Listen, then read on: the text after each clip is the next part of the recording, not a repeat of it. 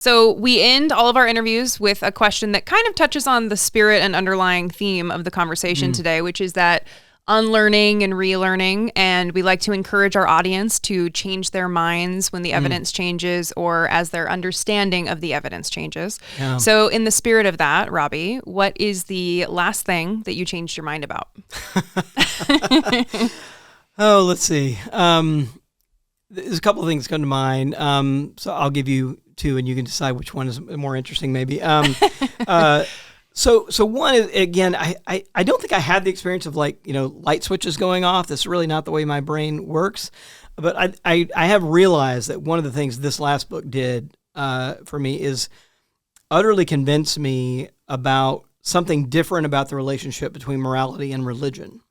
Because I was always taught, right, that morality flows from religion, right? And that's one of the reasons, the danger of the secularization of the country is that if we have all these secular people, they're not going to be moral, because what motivation do they possibly have to be moral if they're not religious? Like, that's the way the argument went. How will they know murder is wrong? Right. That's right. Yeah. And so this dilemma, but I think I've become more and more convinced, again, when you read these documents from the highest religious authority in the land, right, giving Christians the permission to kill and enslave, it calls them to question that relationship between morality and religion. And I think that's the thing that's kind of flipped it around for me, is that, what the responsibility isn't for me to kind of know the best tenets of my religion so I can then pass along a kind of moral worldview. I think the job for every generation is to sort of use our best moral intuitions to kind of sift and figure out what in religious traditions are worth keeping and which are worth jettisoning,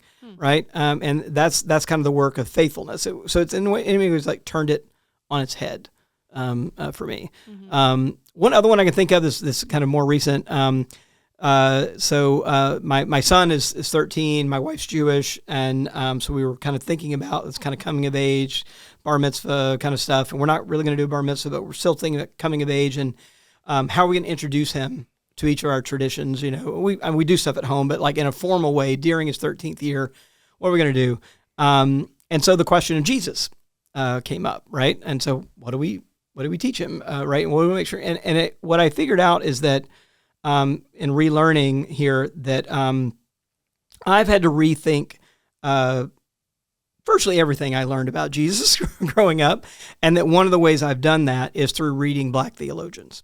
And so what we're doing together as a family this year is reading Howard Thurman, reading James Baldwin, and rethinking, Jesus and the disinherited. Like, what does Jesus look like from the perspective of the disinherited?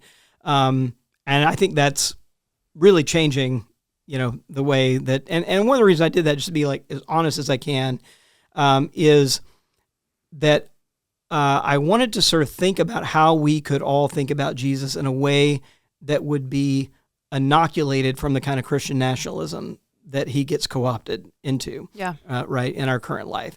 And it just seemed to me the safest way to do that was, well, how do African Americans think about Jesus? Yeah. They don't think of him looking like Jeff Spicoli, I'll tell you that. Right. Yeah.